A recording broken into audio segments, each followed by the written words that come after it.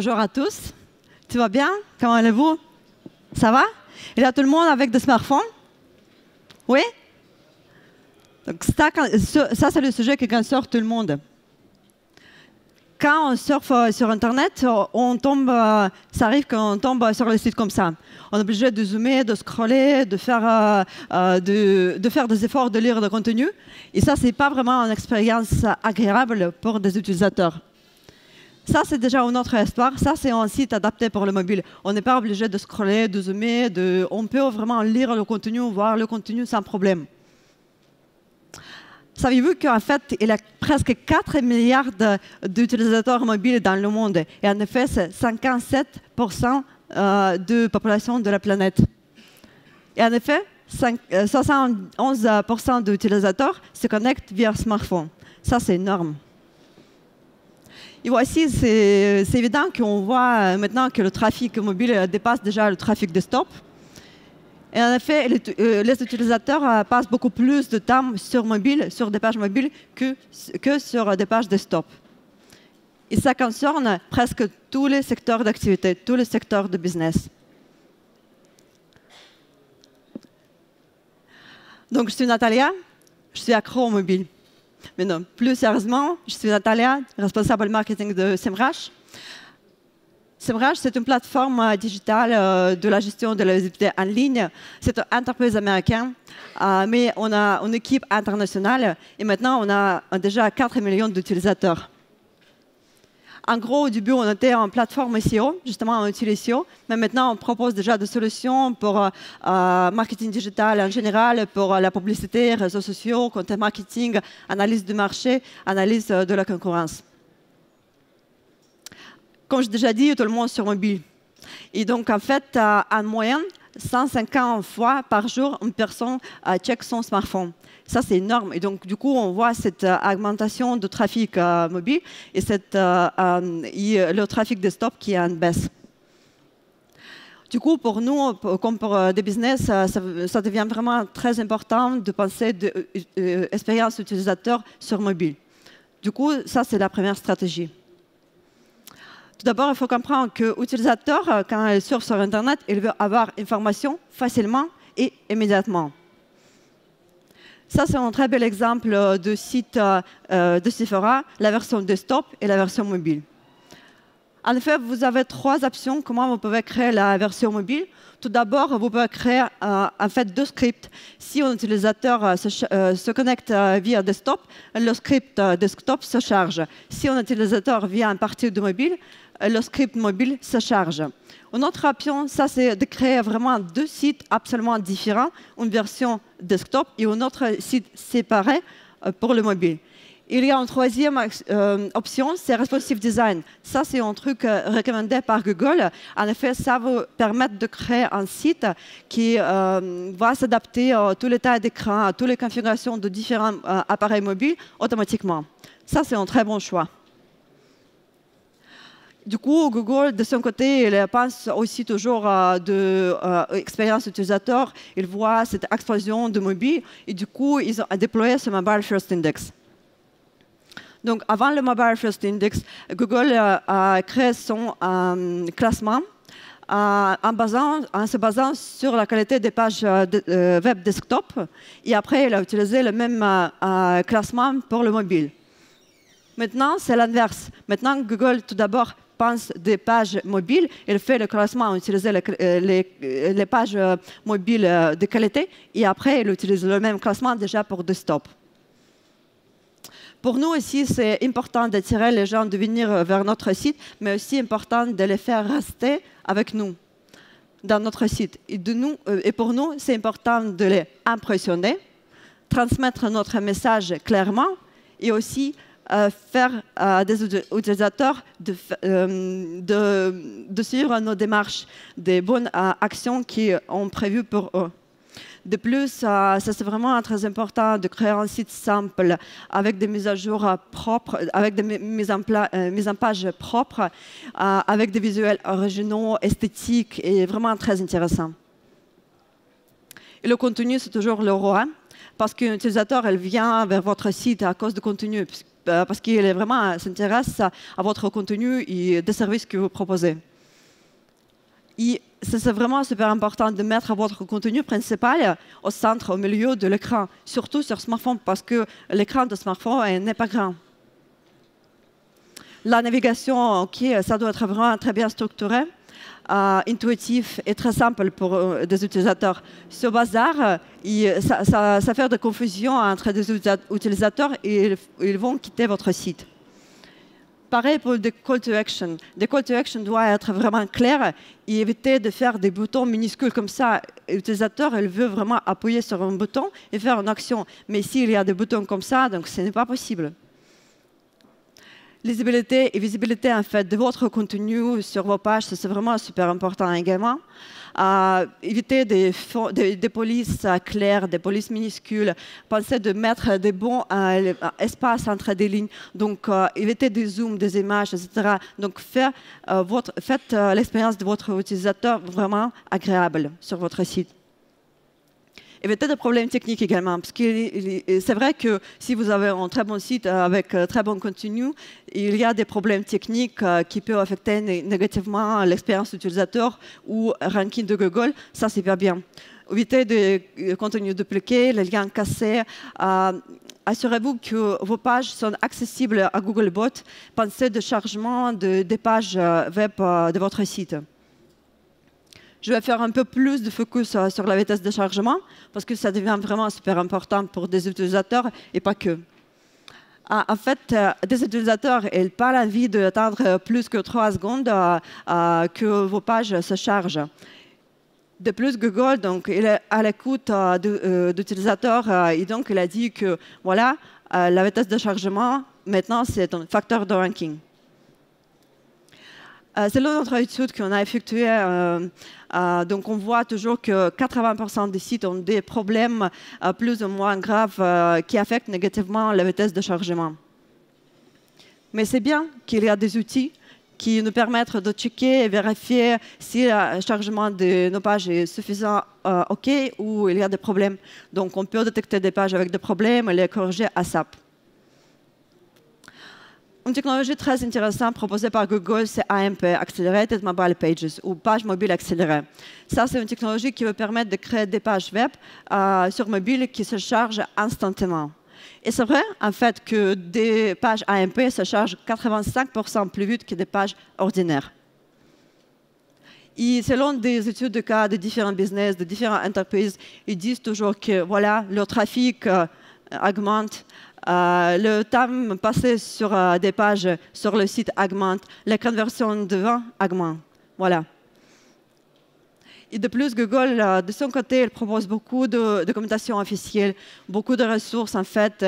Voici une petite interface AMP HTML Playground où vous pouvez tester plein de trucs, où vous pouvez tester des nouvelles fonctionnalités AMP, où vous pouvez jouer avec le code. C'est bon. Et ça, c'est un nouveau truc. Google a récemment annoncé qu'il va faire des AMP Stories. On connaît très bien des stories Instagram, Facebook peut-être, mais il y a des différences en fait. Google va permettre de mettre les liens vers des pages, vers des stories AMP. Sur Instagram, on ne peut pas mettre des liens si on a moins que 10 000 abonnés ou si ce n'est pas un post payant. Pardon. Il y a une autre différence, en fait, que sur Instagram, on a des stories qui sont accessibles justement 24 heures, mais Google a dit que sur AMP, que AMP Stories ne va pas disparaître du tout. Il y a une autre technologie, PWA, ou Progressive Web App. Ce matin, il y avait une très bonne conférence plus technique sur Progressive Web Apps. Mais en général, en gros, PWA, ça c'est un mix, un hybride de sites web et d'applications. Du coup, des utilisateurs, ils peuvent naviguer sur Internet, tomber sur un site, mais avoir un site avec toutes les fonctionnalités et l'interface comme application. Ça, c'est vraiment une très bonne expérience d'utilisateur. Après, c'est possible de mettre une petite icône sur homepage, home screen de smartphone d'utilisateur. Et de plus, Progressive Web App vous permettent de créer de push notifications personnalisées. Ça, c'est vraiment très agréable à utiliser. Donc, c'est un site web, mais c'est application en même temps. Et de plus, ce que aussi très bon avantage des Progressive Web App, c'est qu'ils sont disponibles même si la connexion n'est pas bonne et s'il n'y a pas de connexion. Donc, la deuxième stratégie, c'est une visibilité dans les résultats de recherche. En effet, ça, c'était Google il y a 2 ans. Maintenant, c'est comme ça. Il y a plein d'éléments supplémentaires, fonctionnalités SERP. Vous connaissez très bien Knowledge Panel, vidéo à la une et plein d'autres éléments. Ces résultats de Google Maps, dont les résultats locaux. Réponse instantanée, comme par exemple si on veut checker la météo aujourd'hui. Et Feature Snippet, le top résultat qui est vraiment au top de tous les résultats de Google dans la page. Et cette petite boîte avec des questions, donc s'appelle People Also Ask ou autres questions posées. Il y a des questions qui sont sémantiquement liées à la requête tapée par un utilisateur. Et en effet, il y a presque toutes les pages de résultats de Google, donc les SERP, avec des fonctionnalités SERP. Voici un petit exemple. Il y a quelques temps, je tapais sur mobile Game of Thrones. On peut voir qu'il y a toujours plein de différentes fonctionnalités SERP, plein d'éléments supplémentaires, mais juste un seul lien bleu traditionnel, juste un seul. Et en effet, il faut dire que les internautes ne s'intéressent plus à cliquer au lien parce qu'il peut y avoir beaucoup de réponses, même dans la page de résultats. Donc pour nous, ça devient vraiment important et très intéressant de disparaître. De plus, on voit cette croissance vraiment d'utilisation d'assistants vocaux. Dans tous nos smartphones, il y a toujours des assistants. OK Google, Siri, donc ça dépend de l'appareil mobile. Et voilà, ça c'est le chiffre d'installation d'assistants vocaux dans les différents devices. Ça c'est des millions, des millions. Et en effet, aux États-Unis, il y a déjà 50% d'utilisateurs qui utilisent vraiment assistants personnels vocaux, surtout des gens. En France, c'est 19%, mais on attend vraiment une augmentation de la croissance d'utilisation d'assistants vocaux.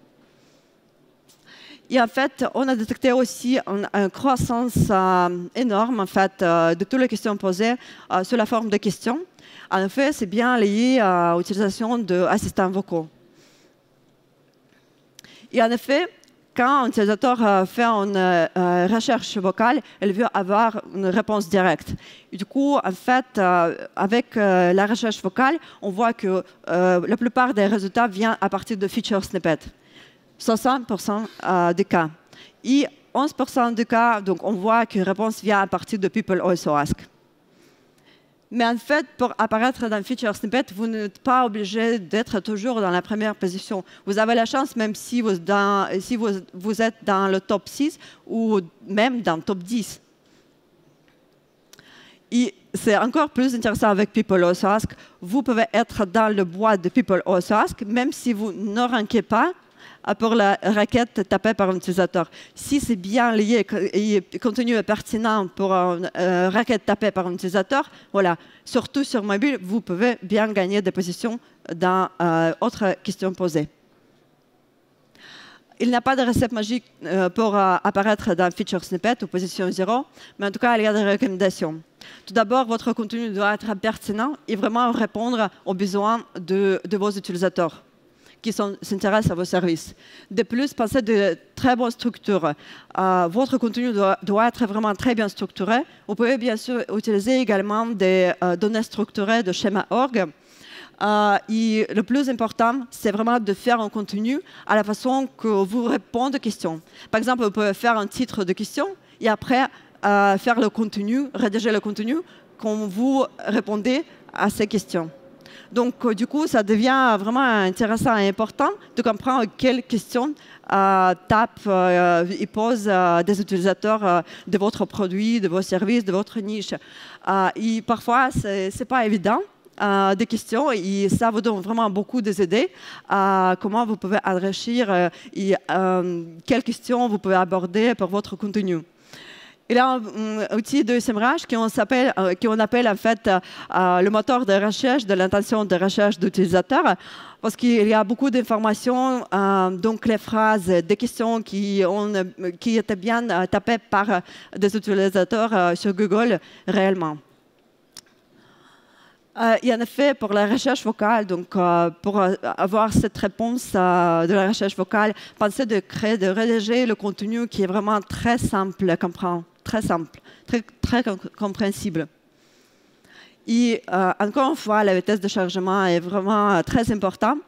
Selon notre recherche, pour la majorité des questions faites par voix, les réponses choisies par Google, c'est toujours des pages dont la vitesse de chargement est plus rapide que d'autres résultats de recherche. Et voici la troisième stratégie. Donc, les réseaux sociaux, c'est vraiment le meilleur moyen de communiquer et interagir avec le public. Donc, moi, j'ai mis cette stratégie à la fin. En effet, il y a 58% des personnes en France qui utilisent des réseaux sociaux. Et 50% de tout le monde, en fait, utilise des réseaux sociaux à partir de mobile. Et en effet, le mobile, ça c'est un très bon moyen de communiquer avec le public, votre audience, mais pas que. En fait, ça c'est vraiment une source de trafic. Ça, c'est la chaîne qui apporte le trafic vers votre site. Et en fait, pour des business, c'est pas évident au début de comprendre de quels réseaux sociaux il vaut mieux de commencer de communiquer et interagir avec le public. On a une petite fonctionnalité qui permettent de voir la convergence de votre site ou un site de votre niche avec différents réseaux sociaux et du coup faire un très bon choix. En tout cas, maintenant, on peut dire que Facebook il reste la plateforme la plus populaire, la plus utilisée dans le monde. Et Facebook vraiment apporte le trafic, plus de trafic que d'autres réseaux sociaux. Mais vous connaissez très bien ce scandale Facebook, Cambridge Analytica, après lequel Facebook a été obligé de changer son algorithme. Du coup, on a vu qu'il y a vraiment une baisse de reach, de portée, de trafic organique. Et en fait, il y avait des opinions que les réseaux sociaux sont morts pour business, pour nous en fait. Mais non. Ça, c'est pas vrai. En effet, selon Facebook, il y a des confirmations de Facebook. C'est vrai qu'ils ont changé l'algorithme et ce n'est pas à cause de nous qu'on perd ce trafic organique. C'est un petit peu normal du côté Facebook. Mais en fait, on voit cette augmentation de portée payante. Du coup, il y a un potentiel. Soit vous pouvez faire des posts dans votre page et faire le boosting, donc pour avoir plus de visibilité pour l'audience pertinente. Soit vous pouvez vraiment profiter de Facebook Ads, des annonces publicitaires sur Facebook, et en même temps faire votre campagne pour Instagram. Et sur Instagram, c'est vraiment le ciblage d'audience est vraiment très, très, très performant.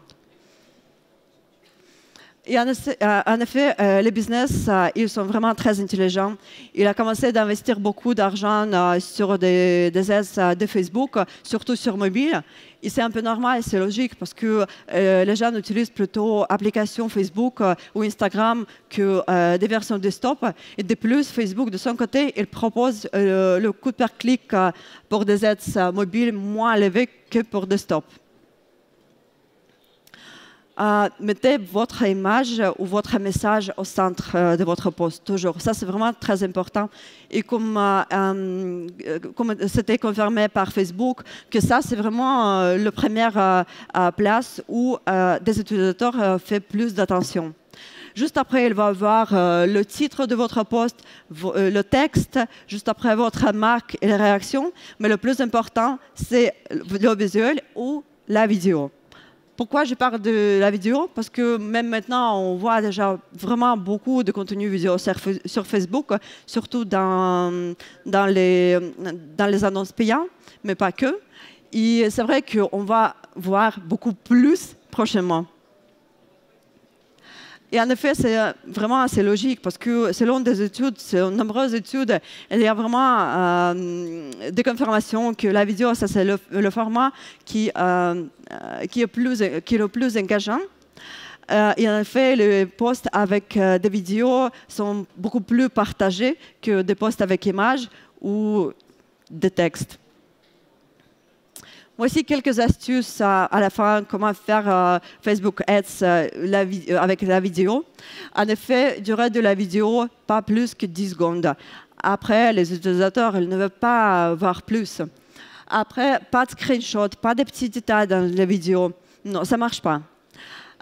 D'autres choses, profitez de mettre votre logo juste au début de votre vidéo pour quelques secondes pour capturer vraiment l'attention de l'utilisateur. Et profitez de Stories. Profitez de Stories dans vos campagnes Facebook Ads parce que ça marche vraiment et ça apporte vraiment très bon trafic qualifié et beaucoup de trafic en plus. Voilà. Comme je suis accro mobile et j'aime beaucoup des réseaux sociaux, surtout Instagram, si vous n'êtes pas contre, j'aimerais bien faire un selfie avec vous tous. Je peux?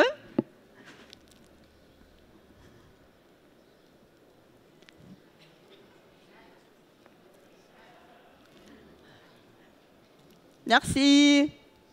Super, merci beaucoup. Natalia Zhukova.